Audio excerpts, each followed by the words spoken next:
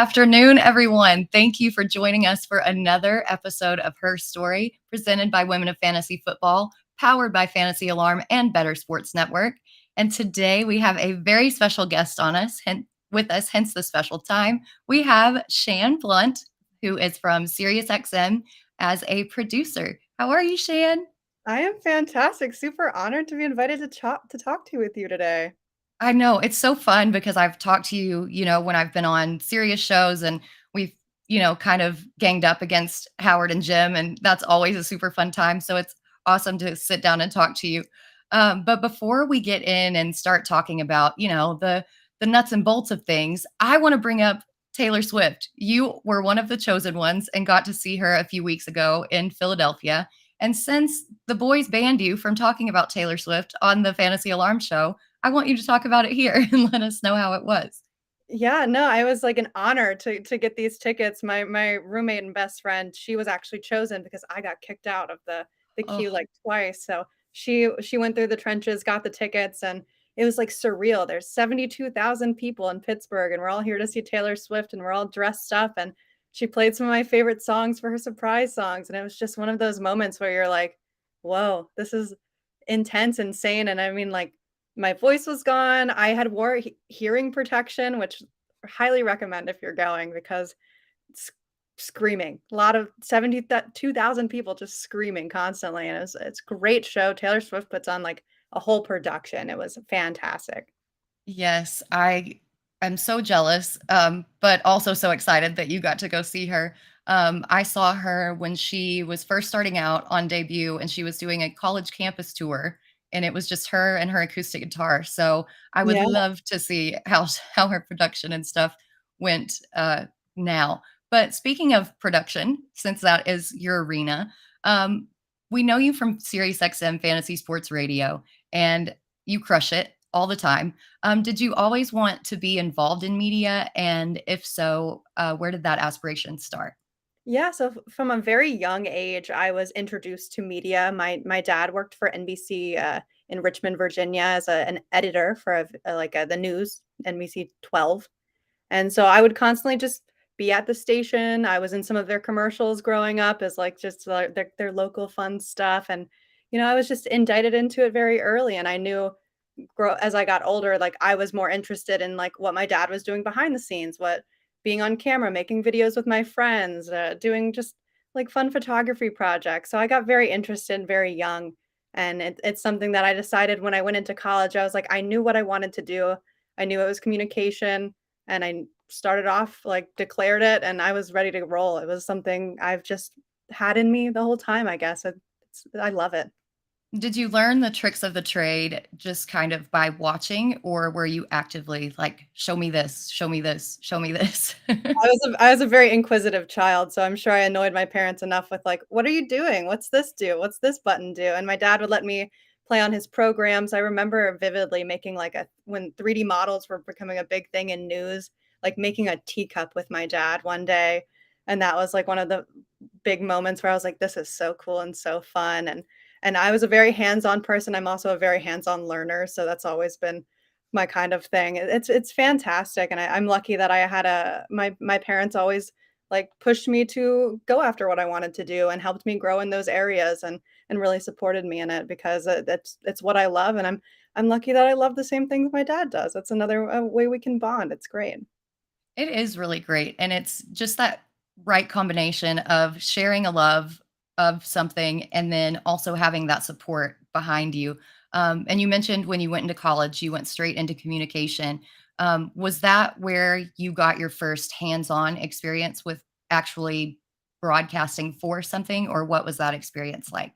Yeah, so my freshman year, they take the freshmen, the little babies all around to, like, the campus newspaper. I went to Longwood University in, Virginia, Farmville, Virginia, and, in middle of nowhere, and they took us around to their radio station, which is NPR sponsored, and they had this really neat studio, and I remember walking in and being like, "This is really cool. This is where I wanna be," and they told us, "After 6 hours, you can have your own show if you wanna do some training with us," and I was like, "That sounds like what I wanna do," so I joined the radio station, paid the, like, $20 fee to, like, join the group, and did my training within a week. And then I had my show called Keeping It Blunt with Shannon Blunt, which was a 2-hour talk hybrid show where I played whatever music I wanted, kind of talked about whatever I wanted. And it was just really got me interested in radio in general and broadcasting.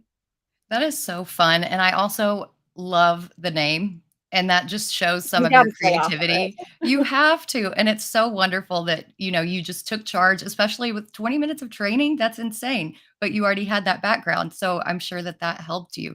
And you also evolved and became general manager soon after your show, right?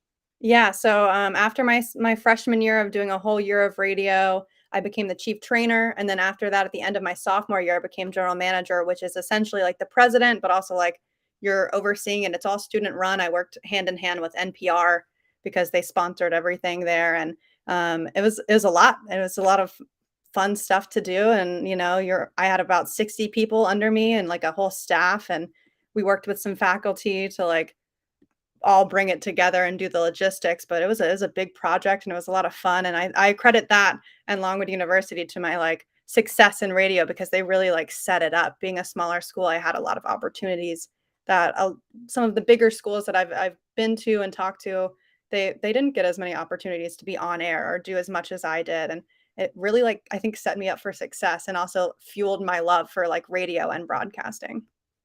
I think you're exactly right, with that, but being in charge of college kids as GM, I mean, even with faculty, especially as a college kid yourself, just has to be really challenging.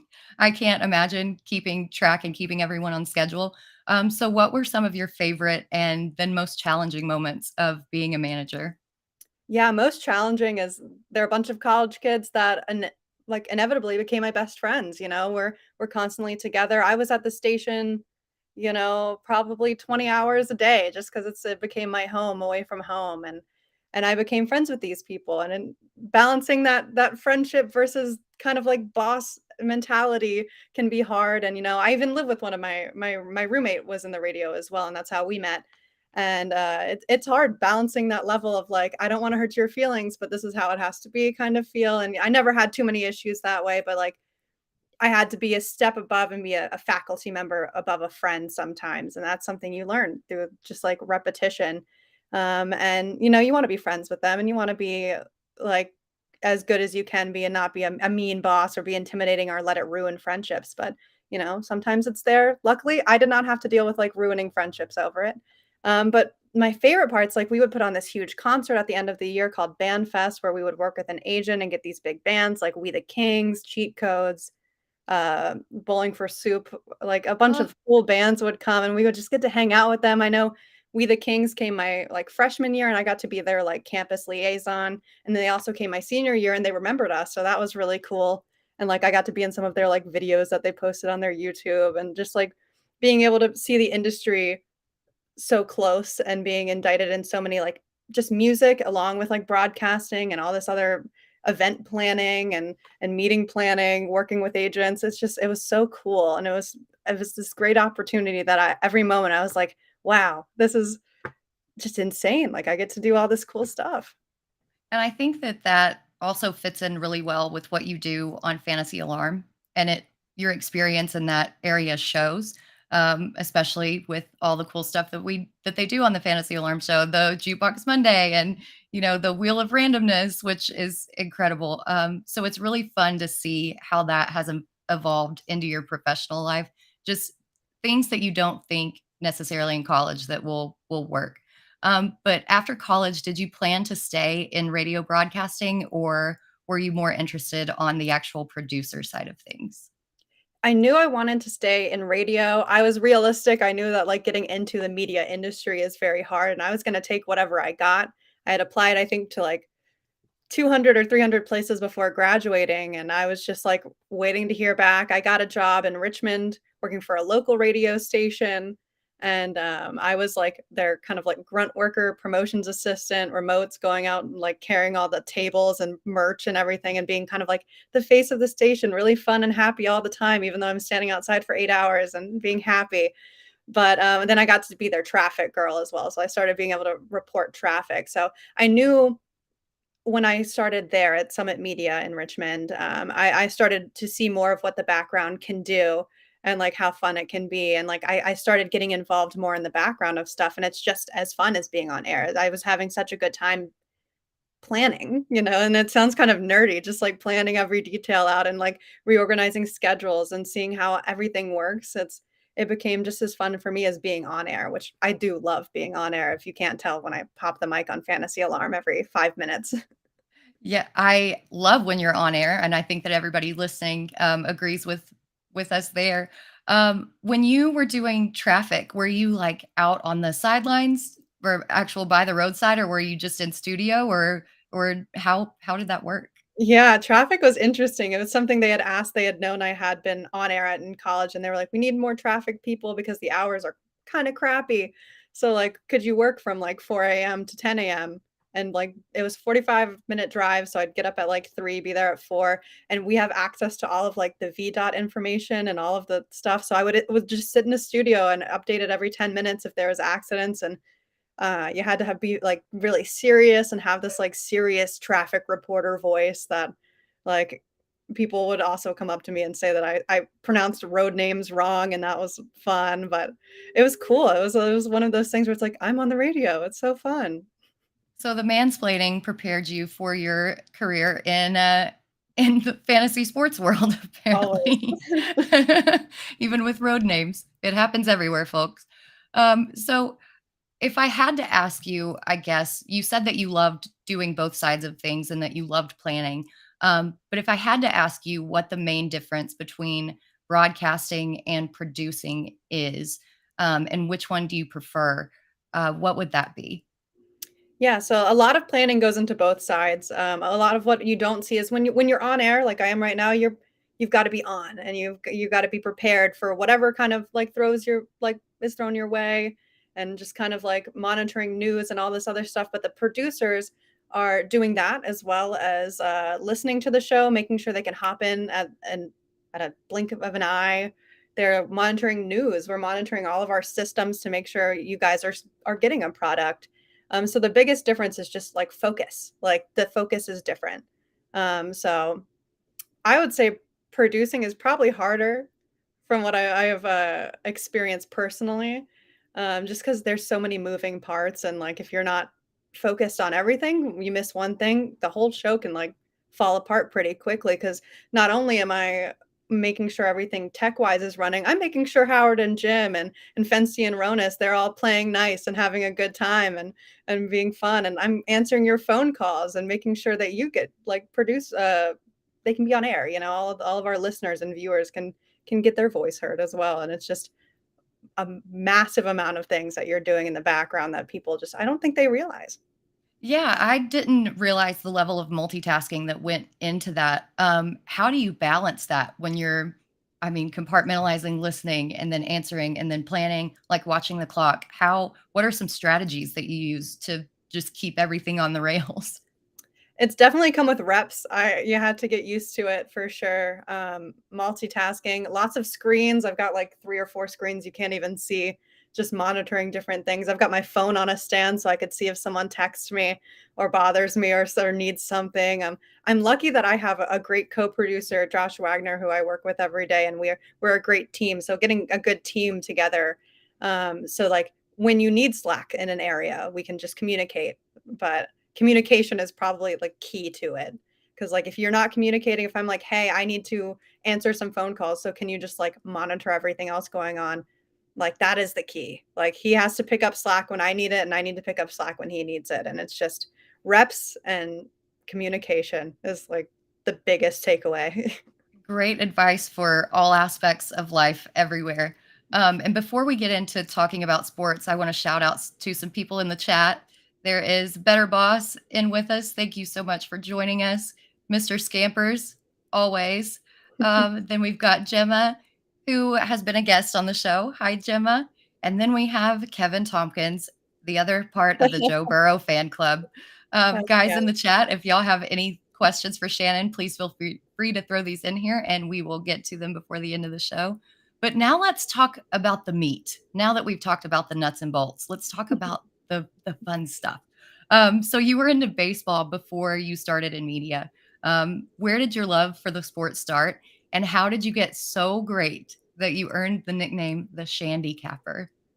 Yeah, baseball. I started playing like t-ball at like the age of 4 or 5. My parents, put me, as most parents do, in different sports to see what I would love, and I stuck with baseball and softball because I became so like invested in it. And also I knew my grandfather, he was a huge baseball fan. He's the reason I'm a Nats fan because he liked the Nationals so much. Like even for his 90th birthday, they rented out a box and stayed and watched the whole game, and it's great. So my love of baseball is pretty family oriented, but playing it became like this whole other part of me that I got to be a catcher. I was an outfielder. I was like an all-star catcher. It was my favorite thing to do. I loved like carrying around the gear and just like being in the world of baseball. And so I started loving baseball from an early age. And I guess the Shandy Capper thing, I don't know if it was a Howard Bender creation or a Brian Burns creation.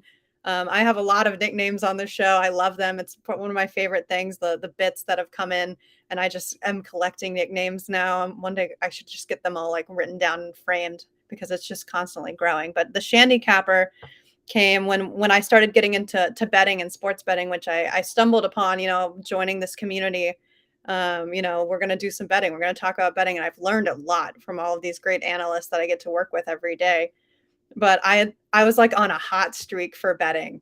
And I think I just became like, oh, she's the Shandy Capper. Like she's got it. Like you need to listen to her. So I'm sorry if some of my bets haven't hit for you guys. I don't think I'm on a hot streak right now, in fact, but that came from a nice hot streak that I was. And I think it was like around this year, at the end of like I would do anytime touchdowns.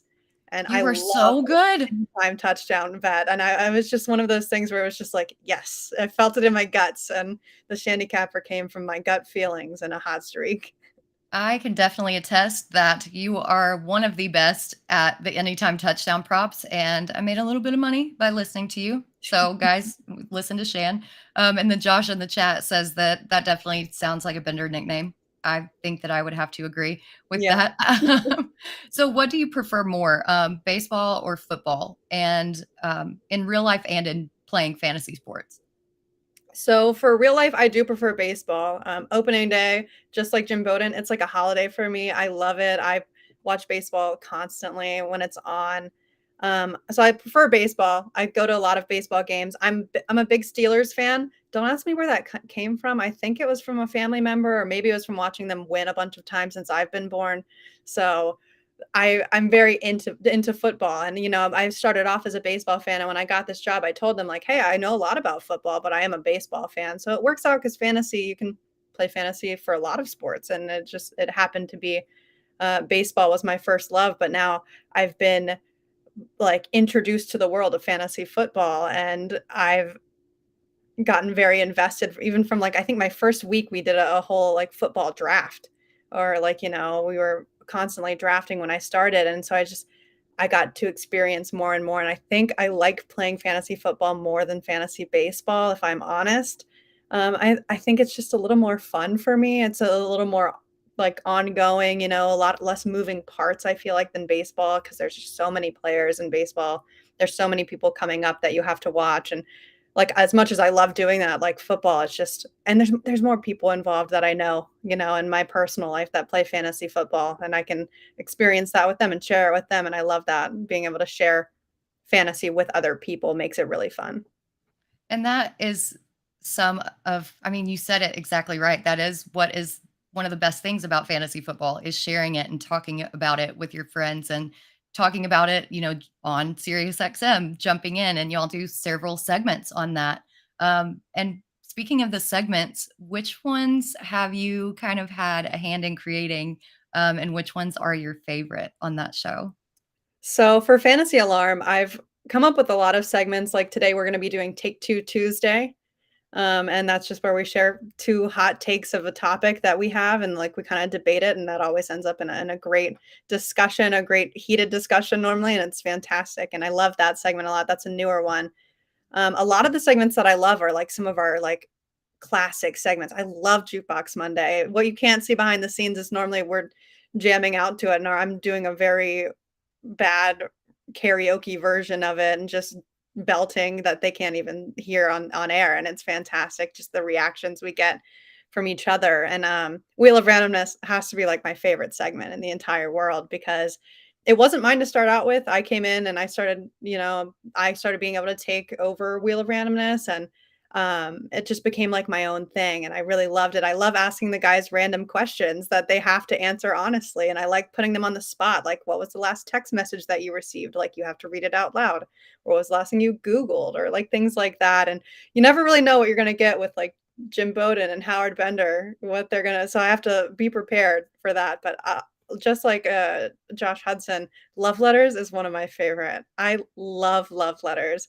I keep it all of my love letters that I've written over the past year or so, I keep because I just find it so fun to write them, to put them out there, to see how people react to them. Those are the ones that I'm getting a lot of tweets at where people are like, "Oh my god, this love letter was fantastic. I really relate to this. I was dying laughing." Those are like I love letters. It's a great concept and it's a great time, you know? Well, I remember your very first one, and I was flabbergasted and floored with just how amazing it was. What kind of inspiration goes into your love letters? Is it like a thought out kind of plan thing, or is it just whatever pops in your head? So we'll have a meeting every morning and we'll be like, okay, it's a love letter day, like make sure you have one. And then normally I would be going into DC on those days and I would be thinking about it on my way in, like what do I want to write about? What's hot in the news? How am I feeling? How's my fantasy team doing? Kind of just picking around. And then it would take me about like 10 minutes to write before the show. And I would just kind of let my heart tell me what to write and what to feel. And or if I know some days I wrote poems about fantasy football, like the night before playoffs and stuff like that. And it's just one of those things where it's like, if I'm feeling it and my personality is in it and I'm having a good time, it will translate to those like viewers and listeners that, with radio, you have to add the extra step of like they can't see it. So you have to put it in their head that like this whole view, like besides TV, when you get to see the people talking and you get to see the radio, you don't get that. So it's just an extra step of like adding that background music to with the writing and the pen and adding your voice emotion into it more. And it's so fun. I love letters more than probably any other segment.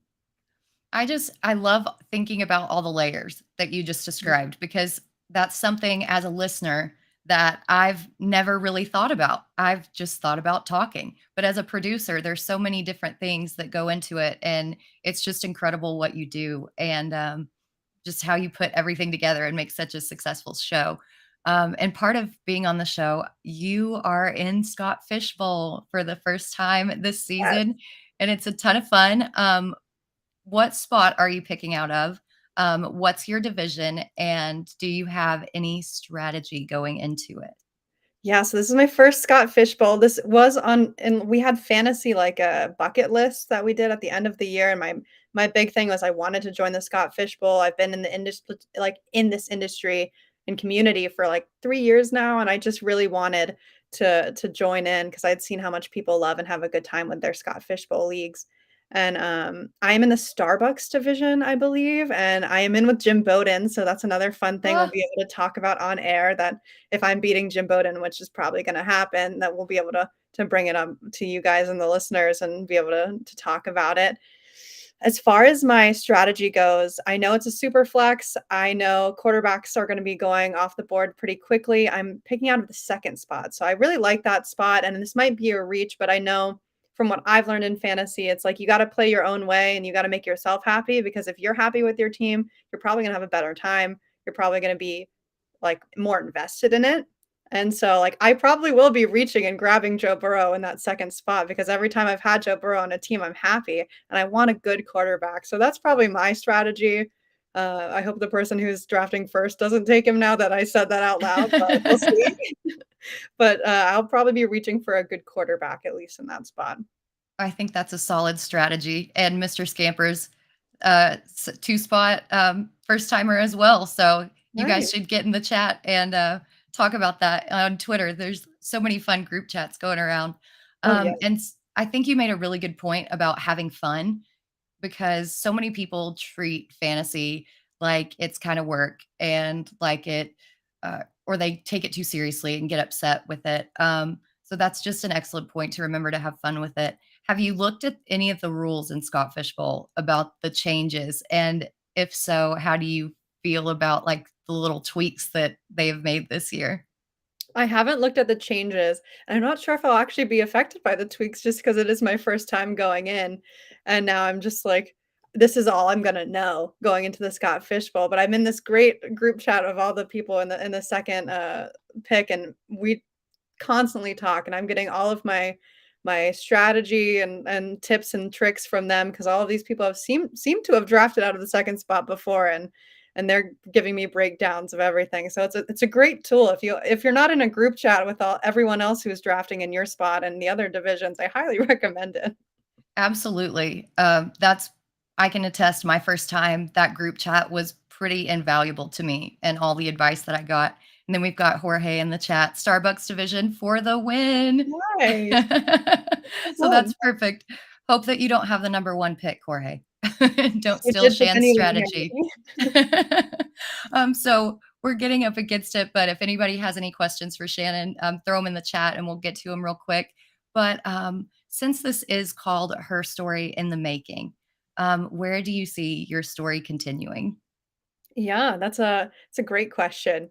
I love radio and I got to join this wonderful community that I joined this as a radio job. I didn't know too much about fantasy. I had played in fantasy maybe once or twice before joining SiriusXM, but um, I just I can see myself now. I'm so into this community and I love the people that I've met and like the opportunities I've been given because of the people in this community. Like I can't imagine leaving the fantasy community anymore. It's something that I've been sports media is now in my soul.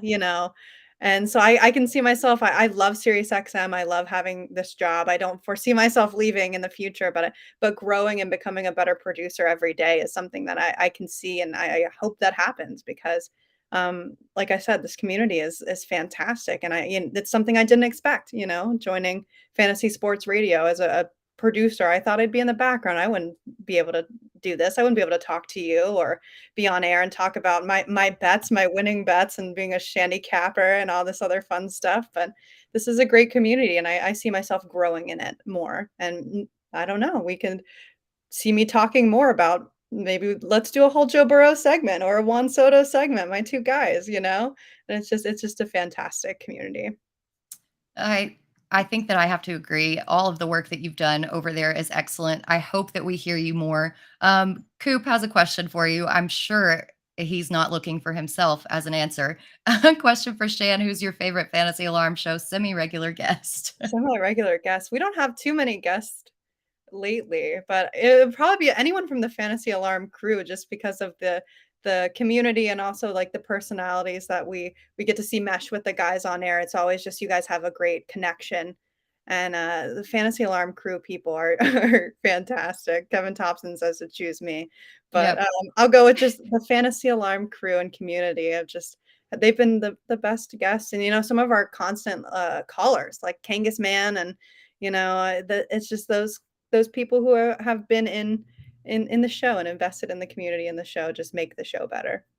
And that's why we say that we are family because it is. It's just like a big group of friends and people who enjoy similar interests and they couldn't do the show without all your hard work and all your contributions and we love listening to you. Please tell everybody where they can find you. Yeah, you can find me on Twitter and Instagram at ShannonB_LUNT. And just because we joke about it on the show, you can find me on my TikTok at ShannonNanner1. If you guys want to see some Animal Crossing TikToks, there you go. I'm gonna add you right after the show because I definitely would love some Animal Crossing TikToks. Thank you guys in the chat for joining us. Shan, thank you so much for being on the show.